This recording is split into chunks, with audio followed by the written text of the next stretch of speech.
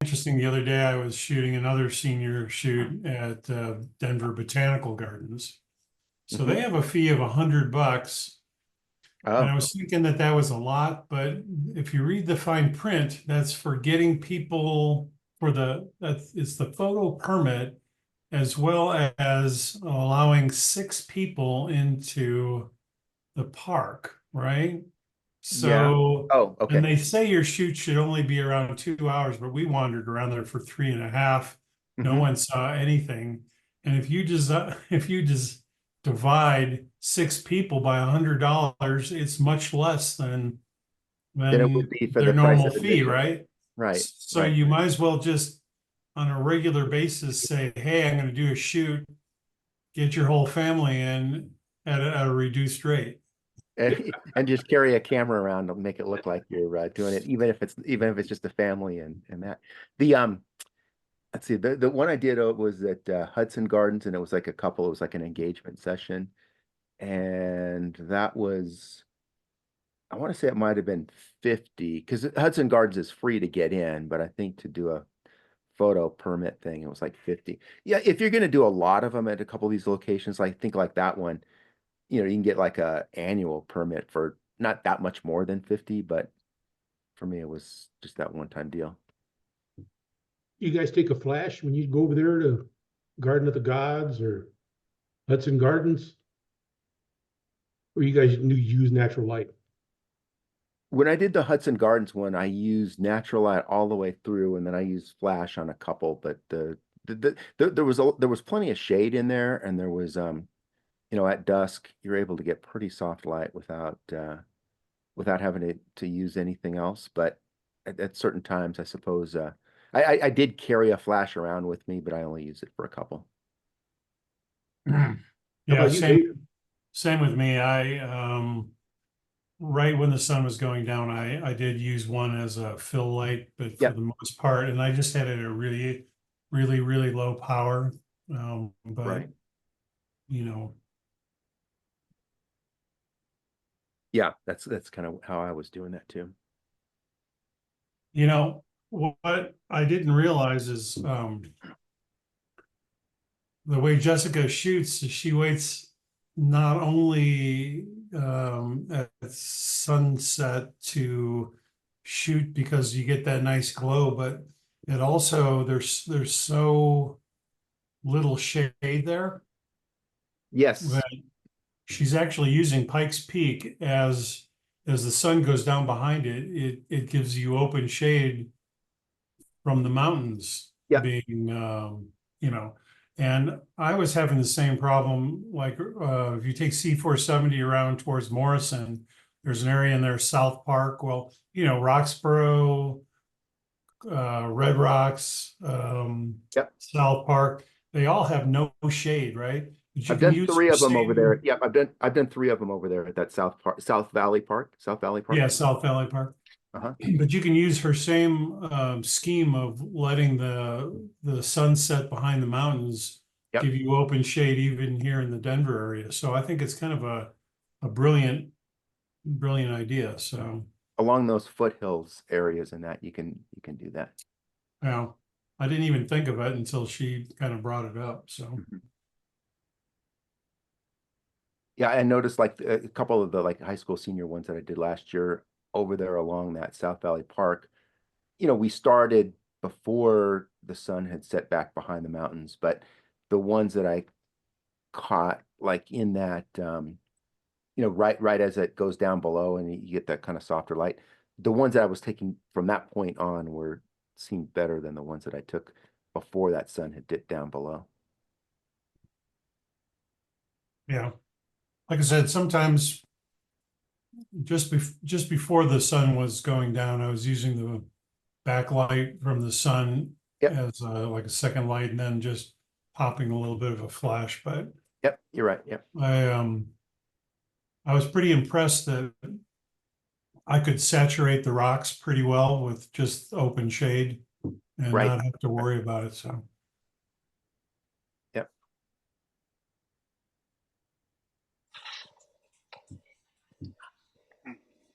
who's shooting anything new? So What did I do? Crazy. On Monday morning, got up at Yeah. 1:10 a.m. Got up at 1:10 a.m. and was on the road at 1:30 to go up to Rocky Mountain National Park. And so Monday morning early there was the Northern Lights that were back there. So I went to Oh, did you Sprague Lake. see some? Yeah. Not super brilliant. They didn't go crazy, but that's the first time I've ever seen them. And it was about one. No, I left the house at 1:30 in the morning, and because there was a fairly big moon, right? So the moon set wasn't till 4:40, and then sunrise was at 6:40. But there's light that start even though sunrise is at 6:40, there's already a little bit of light on the horizon that comes in at about 5:10, 5:15. So like an Mhm. hour and a half sunrise. But so it really the window of time to get the colors was between 4:40 when the moon actually set and then 5:15. So you just had about a 40-minute window in there to catch the lights in there. Did And you? went from there up to Bear Lake, and Bear Lake has a bit of color coming in as far as the fall colors.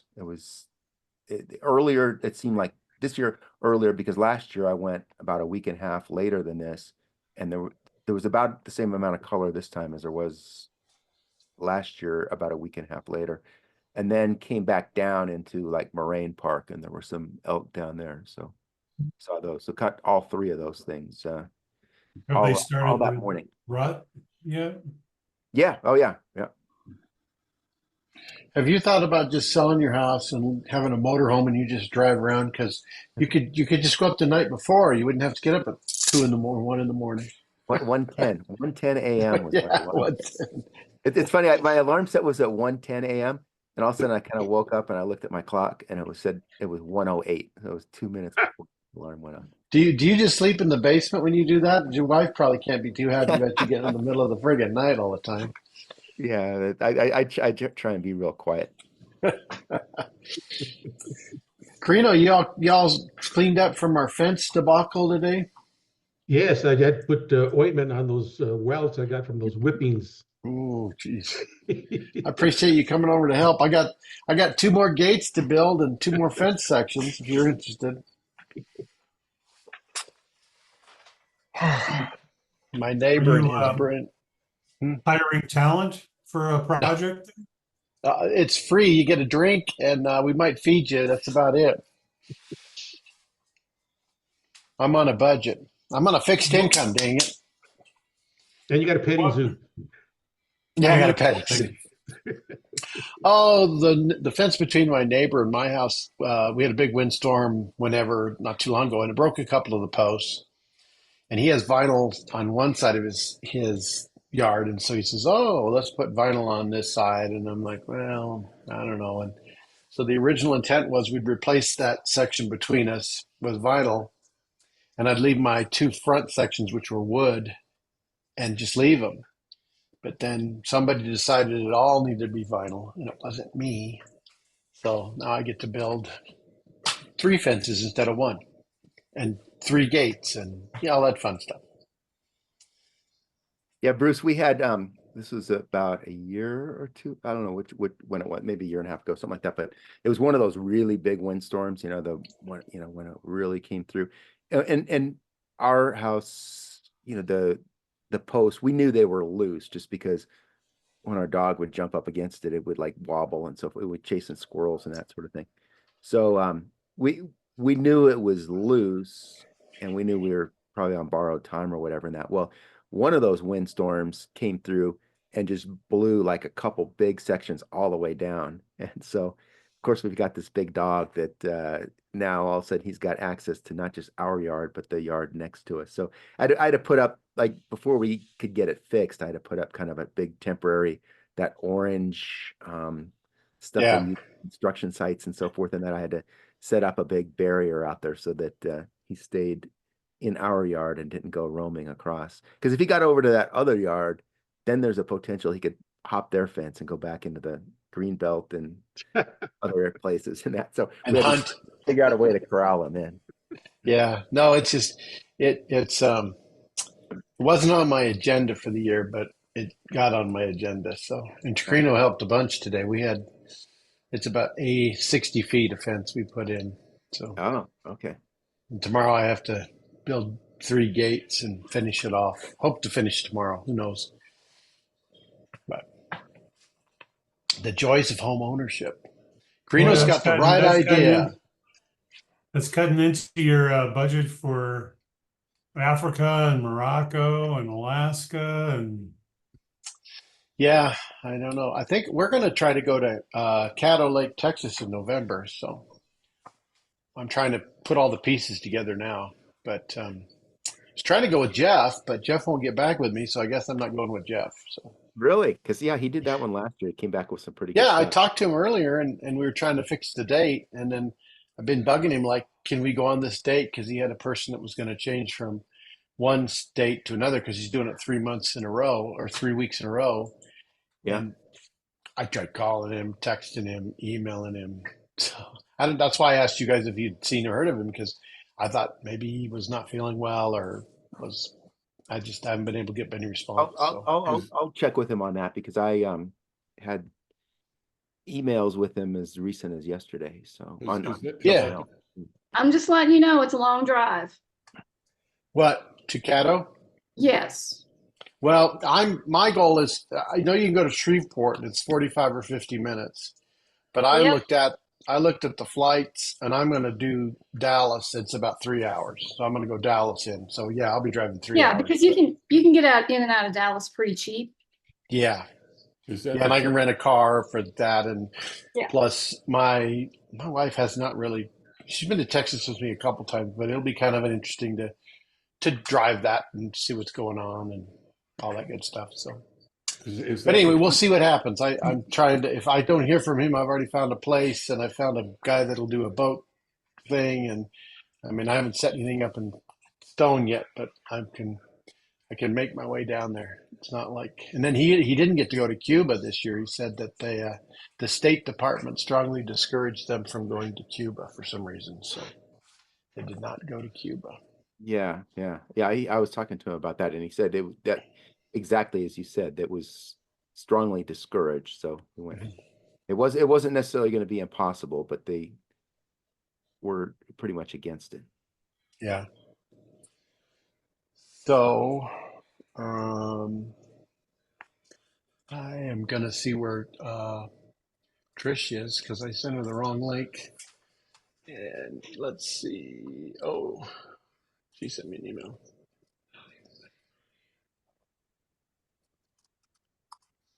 All right. She wanted to know if it's 7 or 7:15. I told her 7-ish. You know, this Zoom meeting and this open talk time, all you folks that are muted, feel free to jump right in and regale us with your stories and adventures or correct us on anything we've done wrong. I've tried to jump in 2 or 3 times and I couldn't get in. Oh, come on. We let you in. I tried to ask you about that because Jeff has 3 trips to Caddo Lake on his website. Is that Yeah, what- right. And I was trying to get one of them and we talked about it, but it just didn't happen. What is going on here? I can. But they're not full, right? Well, the one was that we wanted to go on, but he said one of the people wanted to change to one of the later weeks, and I said, "Oh, if you can do that, that's perfect." So anyway, if it doesn't work out, I'll figure my own thing out, or I've got my flights already because I in anticipation of that, Southwest had a deal where if you bought a round trip ticket at the beginning of September, you got a companion pass for the first from like November 1st to or January 1st to like March, whatever. So I thought, well, I'll do that and then, maybe take one more trip in there. So, but if I have to change the flight, then I lose my companion pass, but no big deal. Anyway, Trish, I see you're here and you are muted. And it's a lovely photo of you. All right. She's trying to find the unmute button, or she's walked away and doesn't care. we'll give it a, what do you think, Michael, a minute or two here, and then Yeah, I yeah, have yeah. Give it a couple minutes. Yeah, and like you said, to your point, the downside to being in person is that we're not in person and seeing each other live. The upside to Zoom is that during this period, like you said, during the 6:30 to 7 social time, at least the people that are on Zoom have the ability to be on here and talk and chat, whereas it doesn't really work that well when we have the hybrid meetings when we're in person. It's real tough to include the Zoom people in this early part of the discussion and that. So this works out great. too noisy. Yeah, there's Trish. And Bruce, by the way, just in general, when do we get the room back? Talking Well, about, they're scheduled to be done for like November, but and I drive by there every day, and they've had dumpsters and pods and construction, and so they're going to town. I'm not sure what they're doing, but they've been tearing stuff up. So um, I'm assuming if it's a city contract, if they've got anybody that knows what they're doing, they've written in there, you must be done by this day, or you pay penalties and so forth and so on. So we will see what happens. Hopefully, we're going to get something new downstairs. I kept forgetting to ask them what was included in the project, but it'll be a surprise. Maybe they'll like Christmas for us. Recliners. full scale movie theater, Yeah. Yeah, it'll be an surround IMAX sound? screen, surround sound, microphones for the room. That's probably what they'll do. They'll probably install some high-end conference microphone system that we'll have to learn again for our meetings. It'll be some new process. So, oh well. Trish, I see you have a cup as big as your head. A cup? Yeah, you're drinking. This? Yeah, look at that thing. Just I know my students made it for me. Look, see, it has like a little, I don't know, you can't see it has like a little camera on it and a sweet saying. So it's I all love worth it. it. Yeah. We Yeah. thought maybe you took that down to the corner in the evenings and had your cardboard sign and have people fill that It up. actually is more normal size if I take it away. Do you know that you know how this works, right? Yeah. There you go. All right, Michael, I think you Yeah. can kick it off. Okay, we'll do that. And Bruce, real quick, Jeff Johnson did text me back. He said that he's still waiting on someone else to confirm on whether they're coming. So I don't know if he's down to just having like a few or a couple spots. Because is it you and how many people are in your group that are going to Caddo Lake? Is it?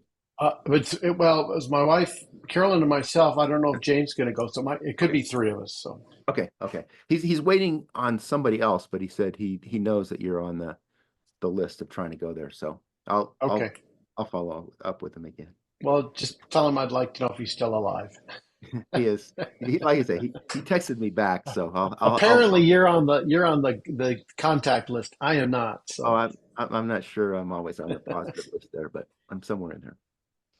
So okay, I'll go ahead and get started. Like I said in my text, Bruce, he's just so intimidated with those new shots from Morocco and Africa that he's pale in comparison. So he yeah, doesn't well, want to show him up on Lake Caddo. no, I don't think so. He showed us a few Photoshop tips, and he ends up with about 700 layers. By layer 3, I'm lost. So Right. All right, we'll go ahead and get started. Looks like we have a good sized group here tonight, so that's great. Thank you everybody for showing up on. Special thank you to Trish Sangelo, who's joining us tonight, also via Zoom, and she'll be presenting tonight on color theory. A couple different topics I believe that she's going to be covering will be how different colors translate into black and white, how color affects the mood of an image, and how we can use color to direct the viewer's eye throughout our image in that. So I'm sure those topics, as well as several other things in that have to do with color, which I know in my case, I can always use some benefit of how colors are actually supposed to work and be used in my photography. I just want to go over here real quickly some of our other upcoming events that we've got.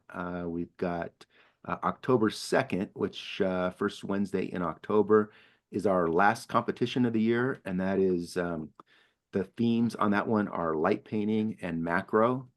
We had a good for those that weren't able to attend. We had a really good light painting presentation by Russell Klimas. I don't know, a few meetings ago, and that one is out. We have that one saved as a Zoom, as a YouTube video, and that for those that want to go take a look at that. Had some really good ideas in there as far as different techniques for doing light painting. So that will be, again, one of the themes, and then we also have macro as the other theme. October 16th is a presentation. We're still working on somebody who is interested in doing it, but just wasn't sure if he's going to be available that night. If not, we'll have somebody else fill in for that one. Let's see. November 6th is exhibition night. We do several of these each year and that, but for those that haven't participated in those before, feel free to submit up to 4 images. We don't have them judge. It's not a judge competition, but rather you have the opportunity to describe your image, talk a little bit about maybe where it was, what your thoughts were, why you took the image, maybe any special post-processing that you used, and then we open it up to the audience of attendees just to provide light feedback comment. I've got let's see, that's November 6th. November 20th, I believe, is another presentation night. That's going to be the 6 of us that went to Botswana, and we're going to do our little slideshow and show everybody what we did and tell stories. Okay, I thought there was something there for that night, but I couldn't remember what it was. And then Yes. last meeting of the year will be December 4th. That's the first Wednesday in December, and that will be the year-end holiday party. We really always have a lot of fun with food and potluck and other things there. And then it's also the award ceremony. I was just talking with Bruce a little bit ago about the Dia de los Muertos Civic Park downtown in October. So that might be something that is not sponsored by us at all, but a fun event just to show up down there. Oh, that'd be, yeah. Anytime that we can, like you said, have idea. I've been trying to do that recently too, and that will kind of like meet up ideas, or if there's events that we think will be interesting to photograph. There, Bruce has got it up there on the screen. Yep. That's also there's also one of those at the Botanical Gardens at de los Muertos or something that was pretty good. I've been to. Well, this is actually sponsored by them, so I'm thinking that maybe they're switching from Denver right. Botanic Gardens to Civic Park. Civic Center, yeah. Okay. Yeah, you can look it up online. It's the 26th of October from 11 to 7 p.m. And I just, mention it so folks who might want to go down, I know we're going to go down and wander around, usually, especially if people, decorate, paint themselves. It's pretty fun. I have something if you guys are.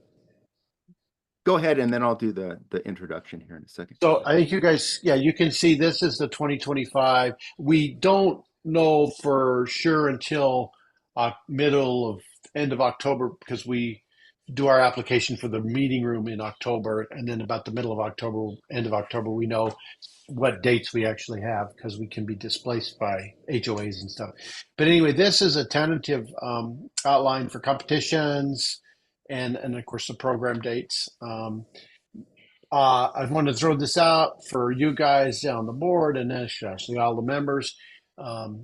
If there's any suggestions on moving it around, we obviously do that. We don't have the theme night set yet. Typically, we do the theme, like in April, June, September, something, whatever like that, so that you have time to, get yourself set up for the theme programs. But anyway, if you take a look at this, anybody has any input, wants to move anything around or change it, it's obviously it's a draft at this point. But and then we will do our scavenger hunt next year again. And it sounds like people want to do the project again. So we may do the project again. Okay. Okay. And then The other thing I was going to do, Trish, do you want to talk about these two before we start, or do you want to wait till the end? I can do both. Okay, which one do you want to talk about first? This is the one's coming up. Yeah. So I just want to say, hi, I'm Trish. I work over at ACC. I've been teaching photography there for 32 years and enjoy it very much. And I teach study abroad, and I do adult, what we call community programming. And I've had Kathy on many of my trips before, but this last time when I went to Morocco, I got the pleasure to work with Bruce and Carolyn on the trip. Bruce was a hoot, and I appreciated his humor in the 120-degree weather. So I know. And It's hard nobody to got believe, right? arrested. And okay. But yeah, we have more trips coming up, and that was a lot of fun, and I super enjoyed having you guys on it, and my group continues to grow. The next one we have is in Sicily. I work with the If Tours Go Ahead division. We use them for almost all of our different divisions, and the way the trips run is these would be like the list of things that are included. You can have the flights included, or you can choose not to have them. I don't know, Bruce, might you have a recommendation on that after the last fiasco? Well, the one that we're doing in basically it's 2 years, a little less than 2 years Yeah. now, for Budapest. I kind of rolled the dice and let them do the airfare because I don't have no idea, because the airfare was $1,500. I have no idea what airfare will be in 2 years. And Yeah. and they were pretty accommodating in the fact, and you've done this more than I have, Trish, but that you call them 6 or 8 months before your flight. You can request specific flights. I think you can pay for upgrade seats, whatever. So I figured I'll try it that way. But it wasn't bad. I was teasing though, because you had some conflicts when you booked it, separate of the group. So that's why I was. Oh, well, the one thing, that. as if anyone that books this, if you decide, because you can see they'll actually give you the airfare credit if you click on the book my own flights. So if you want to do your own thing, that's great. But just be aware that you'll have to pay, I think it was $50, some $50 or $100 for them to pick you up and drop you off, because you're not officially part of the group. He was good because he didn't charge us on the pickup because we all came in together. But on the way back, I had to pay the $50 to get to the airport at 3 o'clock in the morning. Thank you, Trish. Well, Felt like I I was with don't Michael. pick the time. But the 3 winner, o'clock, that's sleeping in. Yeah, that's well, I don't sleep in. Remember, I get up at 3 o'clock in the morning, so to me, that's a normal time. We don't normally do it that way, but the thing is that everything is included. Again, you can add the flights or not. And then some of the trips include the opportunity to stay behind and go somewhere else. So when you look at it, you can see like that one goes to Rome if you want to continue. The other option is you simply can book your own flights and just stay behind or go ahead. One of my travelers always goes ahead for a week or so and then meets up with us. So, and then we have all these different things you can add on. And what's nice is we don't automatically include them because you may choose that some things you want. A lot of times I don't do the add-ons because I just want to go out and photograph. And so, but it does give you a chance to add a little bit of those cultural experiences, from wine tastings, different kinds of cooking classes, or certain excursions to areas that are a little further away. So that's what you're seeing here.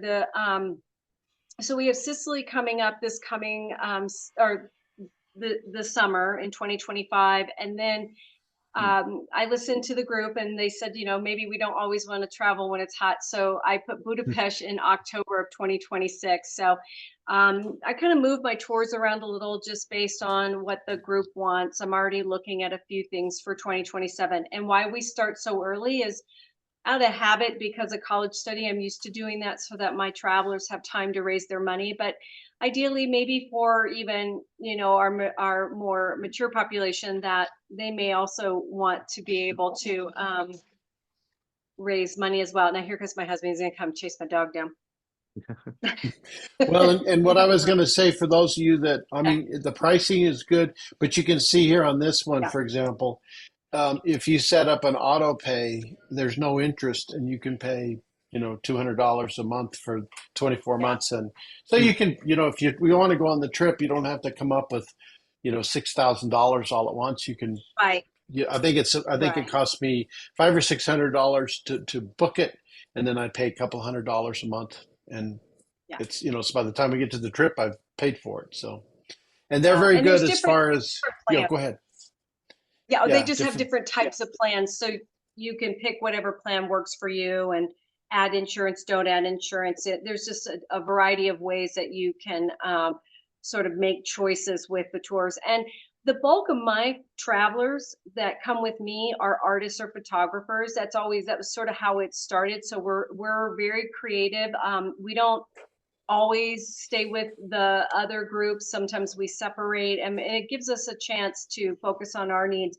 Morocco was a little different because of the type of tour it was, but these tours here where we're in Europe, it's a lot easier to have control over your own time, aside the fact that they give you free time as well, and we can go explore. And sometimes we stay together, and then sometimes we'll break out. It depends on what each of our goals are when it comes to what we want to photograph or what we want to experience while we're there.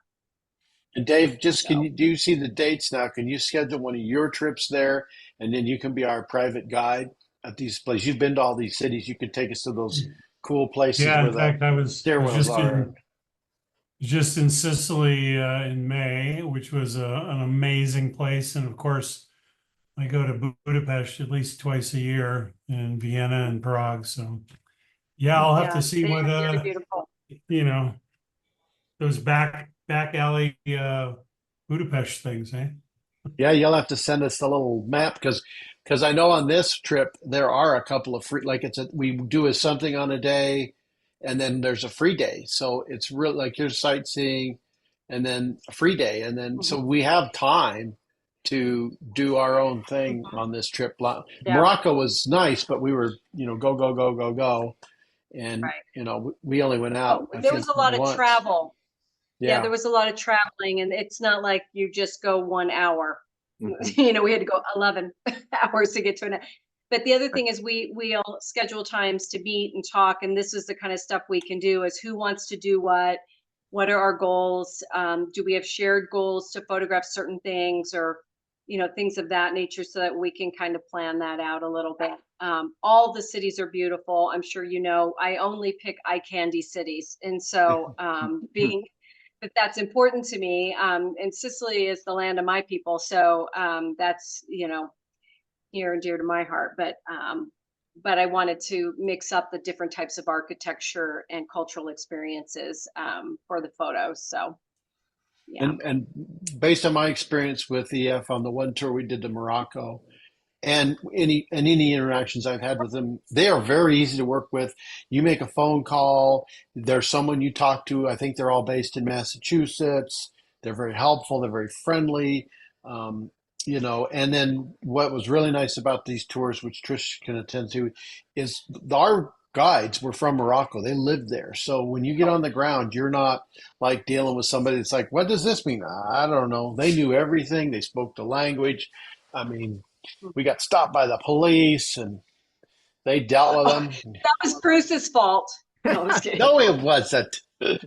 But I mean, so it's kind of I mean, and what's nice if you're half interested in it, if you book this, like I did one when we did the Morocco trip, this you have 30 days to just change your mind and back out and get your money back. So if it's like I really like it, I want to book my spot, then that gives you 30 days to make sure you can actually do those dates, or if you have to get dog sitters or whatever you got to do. So it's very convenient. I mean, because a lot of times you look at this stuff and it's like you got to give them 50% down and you lose all your money if you don't stay. And these guys are easy peasy to work with. I highly recommend them because, like Trish said, if you want travel insurance, it's there. It's reasonably priced. You can read what's included. You don't have to go do all this hunting and pecking for your own trip. And other than we have to go with Trish, it'll be a fun trip. Man. And you know, I think the other reason I like doing the community tours is that, and we call them that because we don't want to confuse them with college study, where I, you know, put tape on the door at night so people don't sneak out and get into trouble.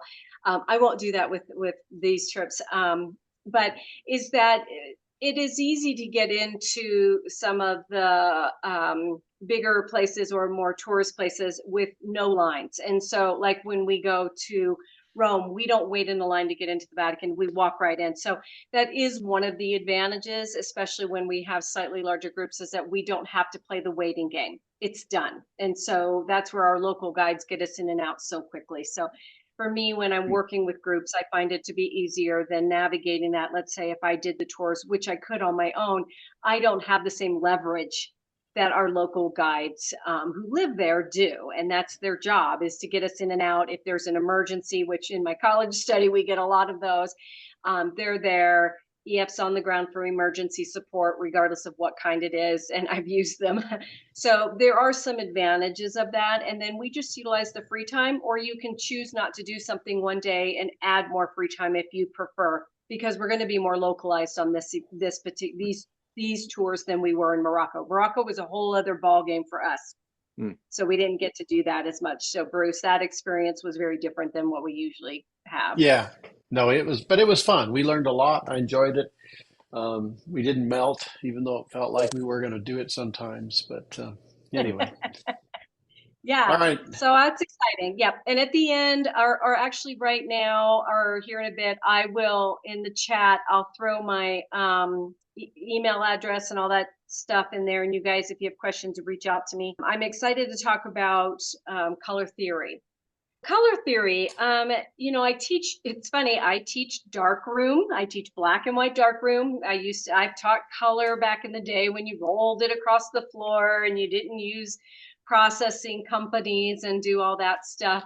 So through my actually 33 years at ACC, I've seen a lot of change. I mean, digital didn't even exist. So when I went to grad school, color theory was something all students took, regardless of our industry, because it is vital in how we learn to read color so that we understand it better when we're creating different forms of art, and how our viewers are going to perceive that, and what level of control we actually have over those things when we're creating. So what is color theory?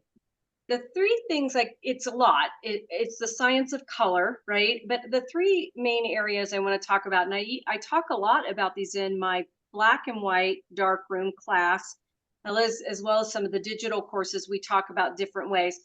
The first one is meaning. So when we think about color, what does color mean? Okay. And how does color create feeling? And then the control you have over color when you're pairing colors, which is the harmonies, okay? And then how color translates into black and white. And that can be like me photographing with black and white film and having to know it up front. And that's especially important because we don't get to go in and fuss and change anything. Or when you're shooting digital, and then later you're going in post-production and doing certain things. So those are the three areas I think are probably the areas that will most affect the group here. Whoops. So what is color theory? So what is color theory? It's really how color, the science of color, how we respond to it, and how colors will interact together. So I do want to talk about sort of that combination, the mood that I mentioned. And then I also talked about that visual impact. And those were the things I circled, as well as how we take infinite color and break it down into the zone system. So you take infinite color and break it down into 10 zones. You have to be very strategic and thoughtful in the way. It's not just color, it's its value, it's shadow or tint and things like that. How do we create emotion in art? So this is a little diagram here that talks about color and what color, different colors, how they affect our moods, or what feelings we project when we see these colors. We see, like prisons, the way they select the color palette inside. Painters, when they are sitting there painting and they're thinking about the mood that they want their piece to represent. We use it in interior design. Often certain colors mark certain trends that we see historically. So when you think of the 70s, what colors pop in your head? When we say the the 60s, what colors pop in your head? So we kind of make these associations with these different colors, but it's not just the color itself, because one color, as I'm going to show you in a moment, can actually have a spectrum from light to dark. And that can come through adding, like, for example, where it says warm colors. We associate those with reds and oranges and yellows. They're very energetic. They create a lot of excitement for some people, depending on how it's used and how robust the color is. It can create also tension and anger, as well as a cool color, which is of course more in the blues, the greens, and the purples. But I'm going to show you how one color can actually fit both of these as well. So let's start here. So I kind of talked about, you take a color and then you're going to think about, what that color means. But when we think about how it's going to translate into black and white, then we're really looking at the intensity of the color. Okay. So let's start with this one. You're looking at one image. It has a representation of a cool side and a warm side. When you look at it, one side makes you feel one way versus the other side, right? So instantly, obviously with painting, they get to make this control up front. They pick their color palette and they can paint it however they want to. Obviously for us, back in the day, what you photographed was what it was. But we have the ability now in two ways, but one is post-production, how we alter the color, the original color palette. We do have that level of control like a painter does. So we can shift colors or alter the intensity of a color to help control the viewer. The other one is people who do studio or still life or do setup. So when you're assembling something to photograph it, you get to pick the color palette that you're working in. Okay, so here we go. So this is the start. So this is one image, two different ways of having the feeling projected from it. So how does this make you feel? So think to yourself real quick, how does this make me feel when we think of color? And what color, how it evokes emotion. Did you feel calm? Did you feel relaxed? Probably. So as long as you're in those cool colors, this is where you're going to fall when you want your viewer to feel that way. We'll do it again. So we look at a bold picture here, lots of oranges, reds and yellows. It's very dynamic. How do you feel? Most likely energetic, happy, energized. Not so much aggression with this one because she's smiling, but obviously if she had a different facial expression, you could, between the color and the expression, you could shift the way someone feels when they look at this. One of my favorite things about art is being able to control the viewer. So and I consider photography a form of art. I'm a fine art photographer, so yeah, I don't think of it as separate, different, in that respect. So trying to control the viewer is actually one of my favorite things. Now, cool colors and warm colors. So your cool colors, we know, most of us learn this in kindergarten. The cool colors are going to fall close to the blues, right? So on both sides of the blues, the tertiary colors, you have your green spectrum, you have your, and then you're moving into your purple. As soon as that color hits sort of the more magenta versus purple, you're going to start getting your warm colors all the way up through yellow. So there it is. That's those, and then everything. Well, I'll show you the breakdown, but this gives you an example of the way the two sides are divided. And this is when they're in pure. This would be what we would call, the hue or the pure color. We're not really looking at a lot of altering of color. So if I take these two greens here and you look at those two, think to yourself, which one creates more energy when I look at it? So sit there and look at it. And most likely, if I've done my job right, you're going to say it's the one that is more lime green. And the reason is because it has a little bit more yellow in it. So you can take a color that is, in this case, considered a cool color and make it feel more energetic, either by adding white or by adding, in this case, a yellow. And that starts to shift it more into the warm color spectrum. You can do the same thing with any of these colors. If you look at the purples, for example, if you pick the purple that looks more like a magenta, you are now adding a hint of yellow, a little more of the red, a little less of the blues and greens, and now you have shifted it one direction or the other. So you have this level of control. So when you're post editing, you simply can just add a little bit more of a warm or cool color and shift it to the way you want it to feel, because that's what we're talking about right now, is how you feel when you look at those colors. Okay, so we do have that level of control in our industry in a way that we never did long before. Okay, now let's talk about when we pair colors. So now we've talked about how color affects our emotions. And by the way, I always tell my students, if you look at a color photo or anything in color, the first thing you see is color. The brain will automatically see color before it will see subject. However, I think the reason I'm always drawn to black and white, and I work in black and white a lot, is because as soon as you extract color and you're just left with a grayscale, you see subject first. So that's why color is so important, because if you want the subject to be the main thing, you've got to control those colors. Otherwise, the colors will dominate the image. So you're thinking, which one's more important, or how do I pair them? Now, when you pair colors, the complementary colors, and again, this is our kindergarten lesson, right? We know directly across on the spectrum. I always say a pan, like a flower, the yellow and the purple. And then I always say, the blue and the orange Broncos. And then of course the holiday colors, green and red. And again, they have to be sitting in the same value scale.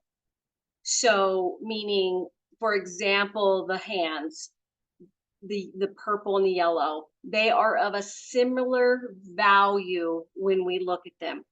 If one of those colors is warmer or cooler than the other, or darker or lighter, then the pairing won't be at its most dramatic. But if you have them at the same level of value, they have the same amount of tinting in them, that's when they will be at their most brilliant, their most control.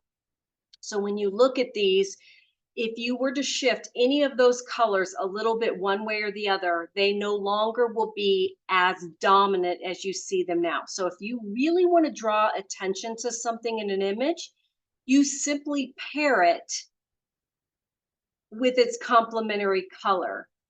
And again, if you can't do it in real life, like you can't walk up, and change an environment necessarily, but you can do it in post-production, or again, if you're doing it in a studio setting. So that's your complementary. There are a lot of other ways of thinking of color. I'm going to show it to you. So this one here is that complementary one, right? So we're looking at a picture that ideally would be very serene, but the boldness of his shirt in comparison to the background, that's what makes him stand out. If you were to instantly change the color of his shirt, whether you lightened it or simply made it a different color, let's say another shade of blue or a green, that is no longer complementary. He now is starting to recede. But when you put two complementary colors together, they come forward. So you can actually even control perspective when you're thinking about where you're placing your colors or altering them. Here this one, a lot of times I feel like in landscape, we get a lot of blending of colors that sit next to each other on the color wheel. So in this example, what you might see more in a natural landscape, again, it's going to depend on the season, But in this case, you've got the yellows through the greens. It wouldn't even if there were some blues, you're still going to be in that same spectrum. And what happens with this is they do feel softer, they're more harmonious. So on the emotional aspect, you're calm, but at the same time, the colors and the palette we're looking at doesn't make any one thing jump at you as much as like when you pair a complementary color. So even here, if you were to make the bird maybe a soft blue or a little bit more of a green versus a yellow, it's still going to feel soft, harmonious, tranquil, and your eye is going to flow very softly through the image. Instantly, though, if you were to make that, let's say, a red bird, the eye instantly is going to look at the bird, and then the eye has to force itself around the image unless you've placed other colors to help move that eye, which I'll show you in the image after this. This one, very similar to complementary colors. This triangle pattern that you're seeing here with the triadic colors is that they're very much like a complementary, but what they've done is they've thrown one more color in so that it's not quite as look at me, one subject. Instead, now you're looking at three colors, which in some ways, although dramatic, still harmonious. And the eye can flow through the image a little bit better. And so we're really controlling the way the eye flows through an image based on its color and its pairing. This is one where you see a few more colors introduced, but because of the way they're strategically placed, the eye never really lands, or what I like to say, locking like a deer in headlights right on one thing. The eye, although it's moving around, the color palette is starting to take on enough different colors, and they're all bold, and they're all within complementary spectrum across from each other, several of them. The eye's going to move very quickly through the image. And then you've got that rotation going. So you're controlling them. Still can be considered harmonious, subtle, very eye-catching, but it's still dramatic. So when we think of color and we can control color in our art, I think when we're making art, if we can control it, that's great. If we can't, we're doing it in post-production. But one of the things I think that's most important, again, being a darkroom person, for me, when I'm working with my students, they can't alter in the darkroom the colors later. Like you can take black and white and change its contrast in a way that we can't do as easily in a darkroom. So how does color, how is it conveyed in black and white? Again, we're talking infinite color now has to fall within the spectrum of 10 zones. Now, ideally, I would like to see all 10 zones when I think about how we're translating color into black and white. So we want to see, that real true white with a hint of detail all the way to the truest of blacks with still a hint of detail. And then all the midtones. Really, this is controlled a little bit by color, but also by how much value it has, highlights or shadows. So in a moment, I'm going to show you some flowers that are different colors so that you can sort of see that it's more so the nature of the highlight, how light or dark something is. But if you just look at this here, this little color wheel, when you instantly turn it into black and white, a lot of the shades, like the green, the blue-green, the blue, those all look identical. The red-violet look identical. I mean, you can see several of them look identical. And that is because they all have their proper value. That's where that highlight and shadow really will make a difference for you at helping your image not look flat. Because we know the full zone system is what gives us perspective. It helps us divide out subject matter. It helps everything have its own level of gray. I'm buzzing him so he's not liking it. I mean, So that's going to help control contrast. It's going to help control depth, and it's going to help control the perspective. We have a flat subject we work with. It's a flat piece of paper. It's our job to create the illusion of depth. And when we convert from color to black and white, it's one of the fastest ways to make a flat, muddy image. And that's why you have to really understand colors, so that if you can't control the environment, you can be a little strategic. Maybe you don't shoot it, in low light. Maybe you're thinking, oh, I need it to be a little bit brighter out. I mean, you have to think about how the natural environment's going to benefit you versus sort of prevent you from getting your full scale.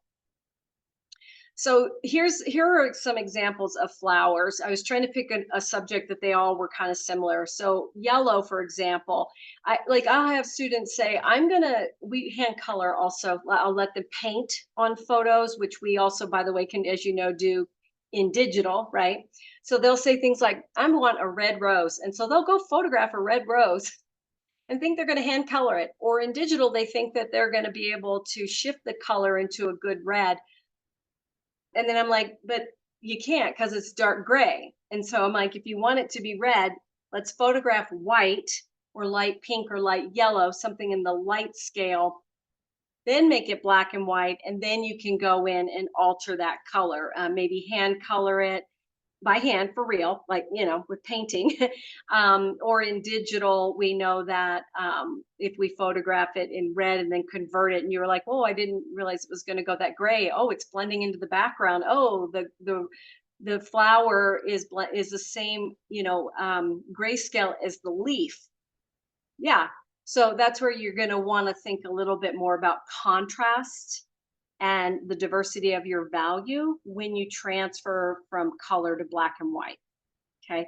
I just threw the variegated flower at the bottom because it just shows you real quickly how the lighter part of the rose, where it's a little yellow, registers a little lighter, while the darker part is being, it's a little bit darker as well. So it just shows you how it converts. And so you have, again, a studio setting, maybe you're thinking about that when you're making your choices of the things you're assembling, if you're going to be converting them into black and white.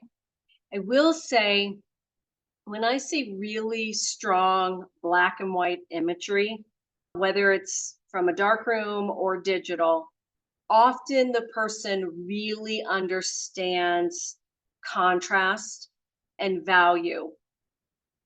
If you take a picture of something in color and it flattens, it's not as interesting as if it has contrast. So really, I think that's where I see it the most, is when they can control those things. So I'm going to open it up for questions and see what you guys have. Throw it at me and see if I can bounce it back.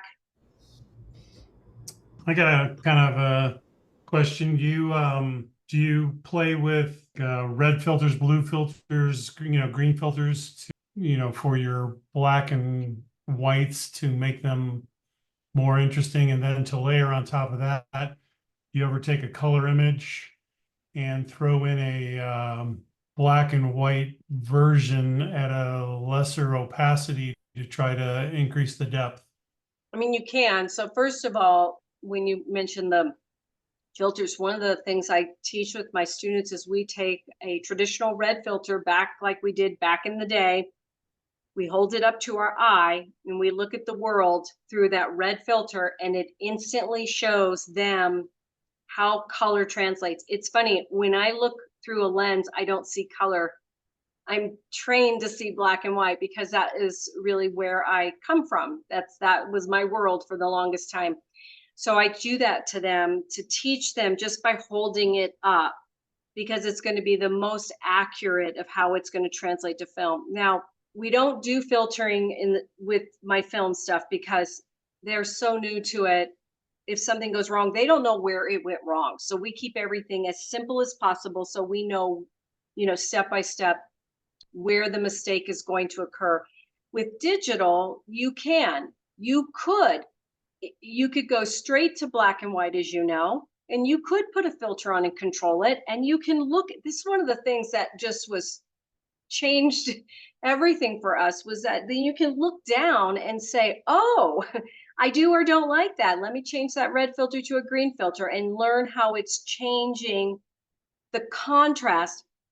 And then if you haven't embraced dark, black and white photography, simply by taking a color image, converting it to black and white, and then changing the filters on your options in Photoshop, you can instantly see how different that contrast level is.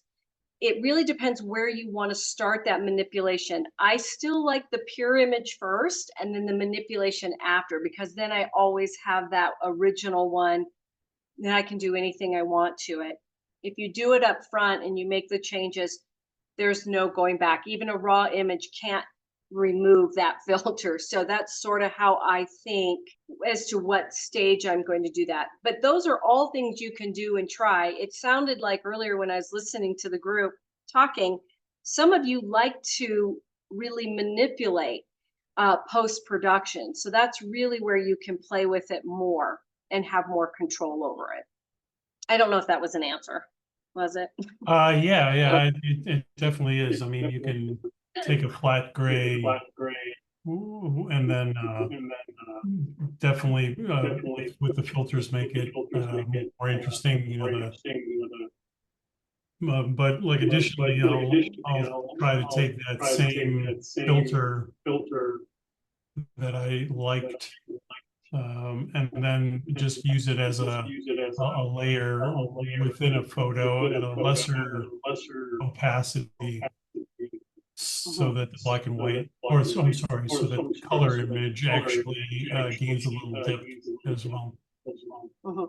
And the other thing too is, we don't all everything, right? So if you have an image and you are converting from color to black and white, and now you're adding a filter to control your contrast, it doesn't mean the entire image has to have that particular contrast.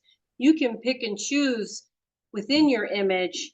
Do you want a certain section to have more contrast and more depth than another? And you can alter that lasso and layers. So it doesn't have to be everything all the time. I mean, I love that level of control, but I start with it as much as I can on the front end, what I'm shooting. I'm very strategic as to what I'm shooting, as to how it's going to be affected. And another thing, sometimes I think about with color, when you're photographing it and you might want to convert it, but you can't, you can't always change it. Sometimes, like if I have clients who say, I do portrait photography, and they'll say, I'm going to wear red and I want to be on the grass. And all I hear is gray, gray. That's what I hear. The same. So then I'll be like, okay, the grass has texture. Maybe you could have a shirt with different texture. And I'm like trying to strategically work around that. I show them what it's going to look like. I'm like, is that the look you're going to want if you want your images to be some in color and some in black and white? Because I still have a lot of clients who like black and white. As soon as they see how they match up, or I'll say, just wear something a little lighter. And then I'll have some contrast and controls. That's the other thing, is texture can play a large role if you are going through the conversion from color to black and white. Is anyone else?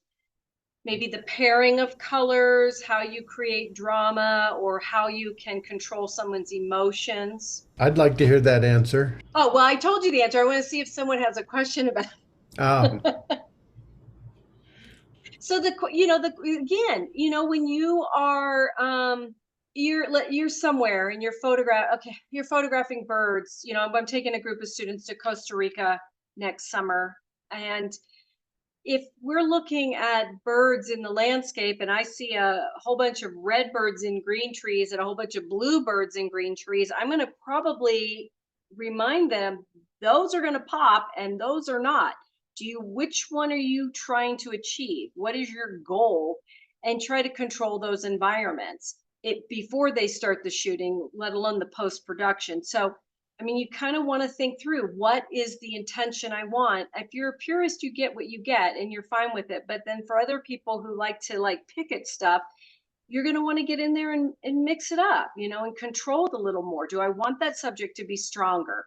Then shifting the colors and allowing yourself more depth, you can do that simply by thinking about how these you feel when you look at these colors. That's 3 things. That's right there. So we talk about emotion, how we control our viewers if we want that level of control. That's the emotional aspect, because we all react to color. Then the other element is how you control those colors in pairings to control where the eye's going to go on your image, right? So that would be those complementary colors I talked about, and how you want the eye to move. That was the second one. And then the third one is thinking about color and how it's going to translate into black and white if you're someone who also likes to work in black and white. And that's a lot right there. If you really, really like details, you can go study. I mean, I did a whole semester on it, but we also we used it in a variety of mediums. It wasn't just photo. So we got to practice it in interior design. We got to do painting. So we really explored how colors used in our society, but, and culturally, certain colors are certain cultures. I mean, right now, if you look at this color spectrum, when we were in Morocco, you guys, it was all about this like sienna color and the oranges, and then the contrast of the cobalt, right? That was Morocco. When we were in Spain, we had a lot of yellows, reds, and blues. And so certain cultures really define certain colors. And a lot of that comes from trade. When they first, back in the day, certain spices came and certain things came. That's where their pigments come from. That's why those colors are prominent in those cultures, is because it comes over, through trade. So if you're ever wondering why do they use those colors? Well, because that's historically is based on what they had access to. So if it didn't come from their land, it came from how they were trading. Cities that are on a port had more diversity in color than cities that were inland, because trade was harder when you were on the inland. So that's a real geeky thing right there. But anyway, I find that kind of stuff fascinating. So I went down a rabbit hole. Okay. Any other thoughts about color or how you might use it in your pieces? So oh, go ahead. I was going to ask if when you're teaching your students, are you trying to alter the colors? In other words, trying to actually, whatever photo you've taken, are you trying to then have them play with color to, identify the intent or minimize distractions or maximize moods or draw the eye to this or that or the other thing? I mean, how are you teaching color theory to be used best?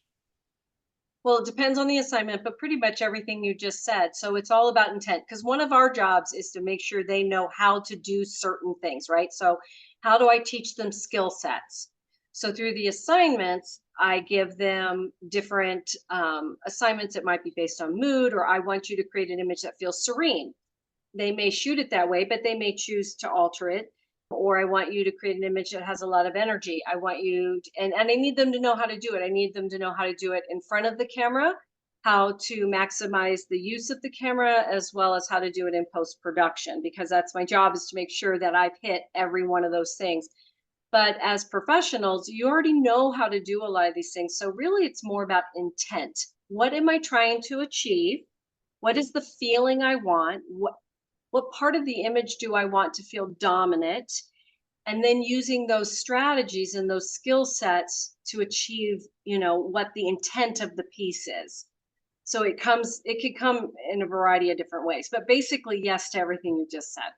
No, that's very helpful. So the point I was going to bring up too is that we have, like, within our group, a lot of I'll say landscape and nature and some wildlife photographers in that here in the audience. In that, I think a lot of us probably subconsciously, we don't really think of it necessarily, but there's certain times of the day, right, where we're going out to try and get the right sky and the right, whether we're thinking of it in advance of those as being complementary colors or not.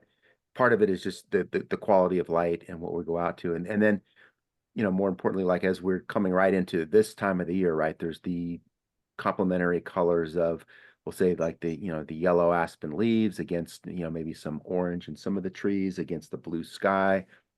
And oftentimes we'll go and strategically go to some place that has, let's say, red rocks in surroundings and so forth. And then, just looking for yellows and blues and things like that to do that.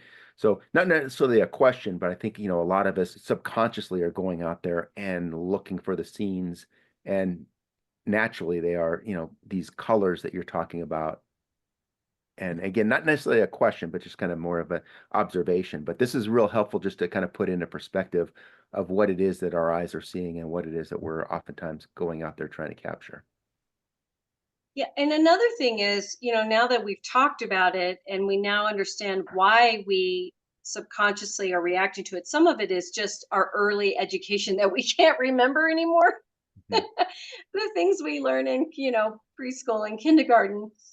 But and our natural instincts, certain things draw our attention and things like that. But when you said red rock, I was thinking about, red rocks. And when you go out there, often it can look a little flat, right? Because they're all the same. So you're looking for strategies to create depth and perspective. Well, we do know scale is one of them, right? The illusion of scale. Okay, that's a good strategy. But so is color. So let's say you're looking at a scenario, you're kind of setting up your scene. Yep, you got a great blue sky, hopefully maybe some clouds or something to, knock down that negative space and add some texture. But you're still like, oh gosh, all the rock is all kind of blending together. If there is bits and pieces of foliage in there, and most likely green, starts to separate it out, starts to give us the depth. And the closer that foliage is to the front of the camera, then you're really going to get more scale and color separation. And that instantly creates some of the depth and helps define bits and pieces of your subject, breaks up the format a little, and you can think a little bit more about sort of, the color popping. The other thing is you do it and you're like, okay, I did all those things. It doesn't have to stop there. I used to be a purist, and the thought of changing anything when we went digital really just irritated me. I was like, how can people do that? Because I still teach darkroom. I mean, why would you ever change anything? Well, now I finally gave in. And I enjoy it because for me, changing is part of the creative process. I still enjoy working on those images. And so then you can go in and maybe brighten that green up a little on the first piece right here, because that's the foreground. And maybe I darken the piece of the greenery in the back because it pushes and creates depth. Maybe the first part of, the red rock, I throw a little highlight or a little bit of yellow filtering in to bring it forward, while just toning it down with a hint of blue in the red rock and pushing it back. So I'm actually able to control the perspective on a flat object simply by changing some of the color. I find that interesting and quite fun, actually. Trish, I've got another little question for you. I had a professor once tell me that he knows he has a good image or not by taking a color image and bringing it to black and white, because it has a soul if it's a good black and white instead of just a, I don't know, color. Well, I don't know how to say, eye candy or something like that. And I do understand that you can take a photo and your subject is color, but do you have any recommendations as to like when you take a photo and you'd rather see it in color or rather see it in black and white? Well, first, when you said what he was saying, what I heard was contrast.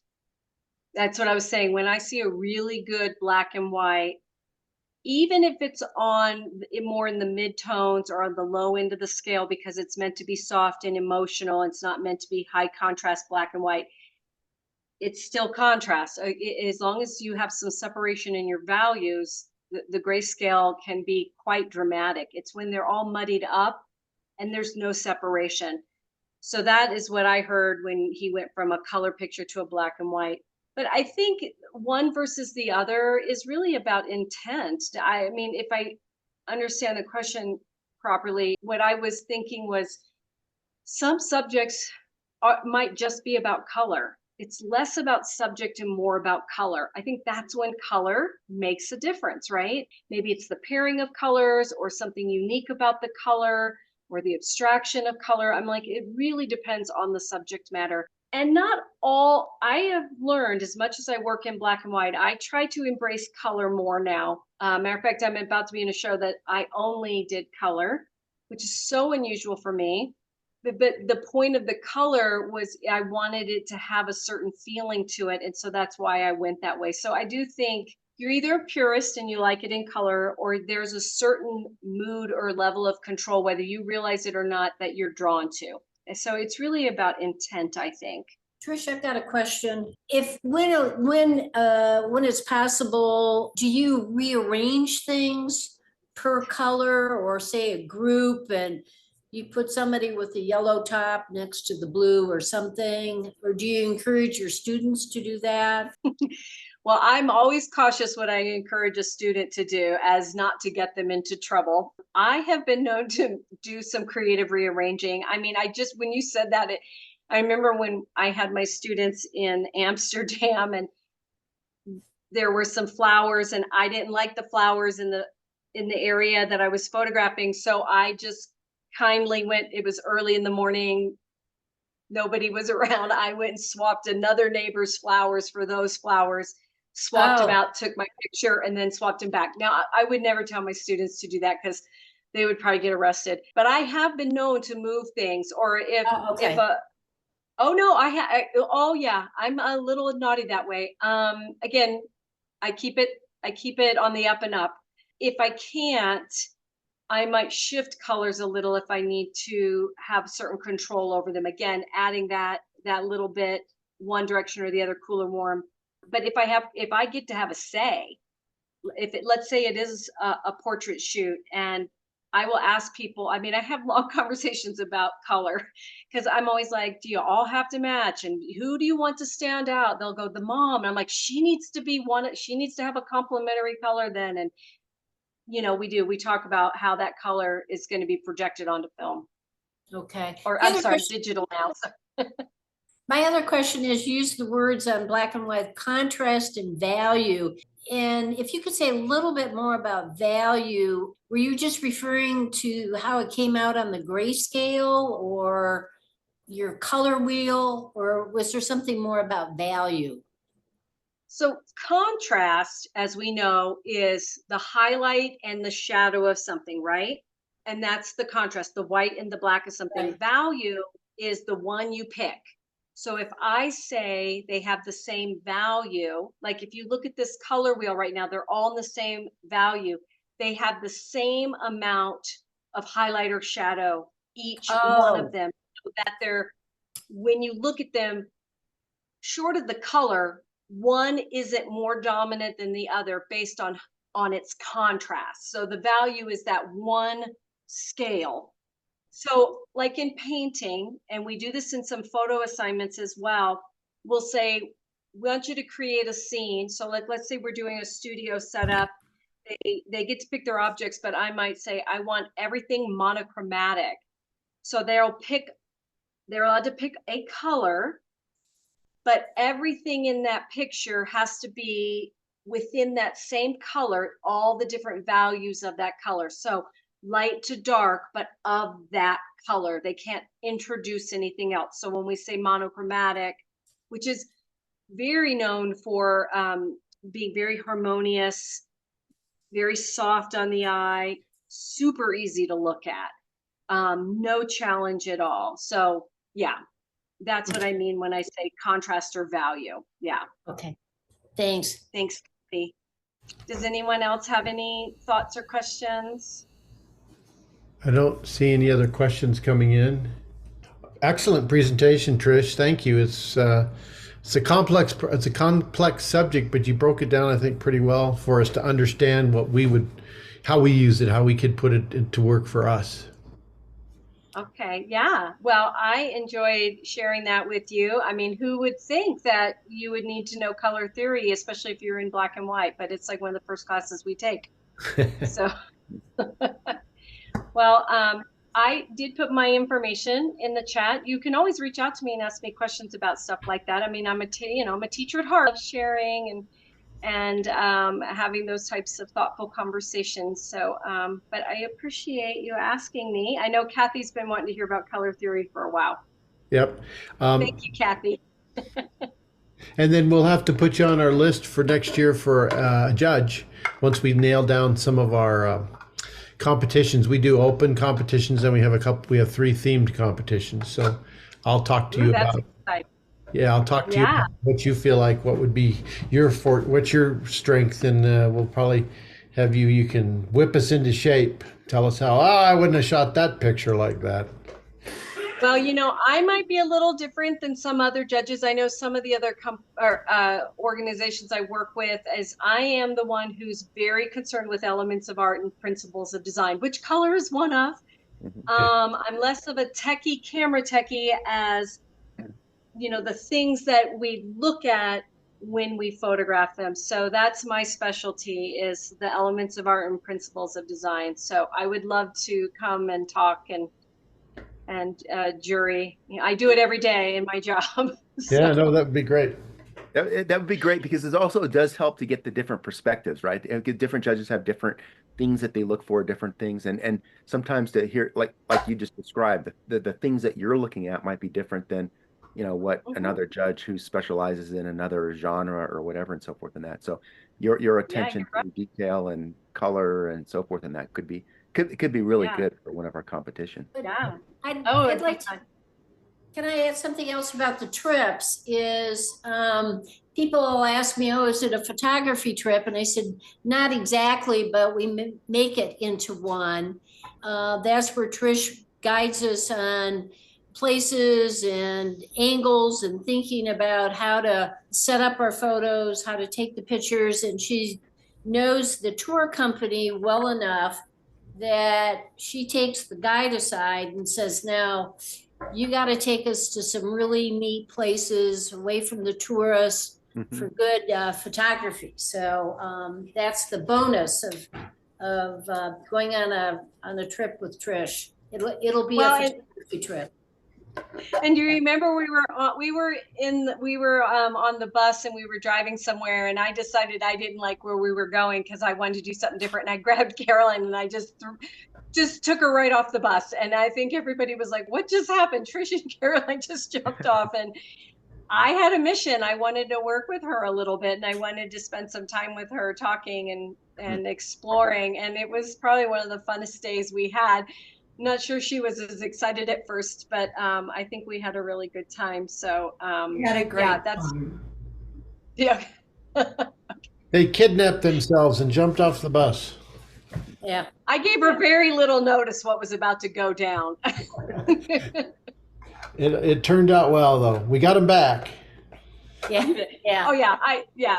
There's always a taxi somewhere. So, but yes, if you guys have any questions about any of the trips, let me know. I'm super excited. I love traveling, and I love being with people, and I love photographing. That's what I do. So thank you. Yeah. And those both look amazing. I was going to say too, you have up on the screen right there with the QR code, but there was also links in the chat that came in earlier. The links are easier. Yeah, certainly. Especially with everything that's on our Zoom pages right now. But yeah, if you just go to the links, you can look at it. There's a great FAQ section. There's lots of information, but I'm also easy to get a hold of. I gave you my work email, but my phone number, you can just call me. I'm totally open to communication. I never sleep, as my group knows. So. Yeah, she was very helpful when we went to Morocco. A lot of communication, a lot of help getting us, helping you to figure out what you want to do and come up with some great ideas too. She came up with some good ideas for us to go, things we would think about when we were there to photograph, which was good. Great. Very good. Well, thanks, Trish. Thanks for taking the time, and I think it was great. It was very good information. Anybody else have anything? We got a few minutes left. We're getting done early, which is good. Well, I guess I'm kind of really enthusiastic about your talk because you're using it not only, day-to-day stuff that we do here at, for landscape photographers and whatever. Most people these days that I hear talking about color theory are mostly the fashion designers. They're going to do a year of the Pantone color of the year, and and just do versions of whatever that color is to try to really promote, Pantone and dresses and backgrounds and whatever. So, just trying to think about it in day-to-day terms is really kind of fun, and I really enjoyed listening to what you had to say about, especially about the emotions and how do you want your photo to end up looking? What's the intent? It was a really big takeaway for me. Right. Well, I think of it as being very mindful. I think something that I've learned over the years in photography and listening to how people think of us as photographers, and maybe it's not an art, it is an art, it goes back and forth. We have so much control now over our imagery in a way we never could before. And for me, that makes us even more of an artist because we have so many different ways of being very thoughtful and mindful. Sometimes when we're on tour, I'll have ceramic people with me, I'll have interior design, poets, whatever. And then, the photographers are like in a flurry all the time, and we're scurrying around like bugs in a city, is what I say. And they're documenting really fast.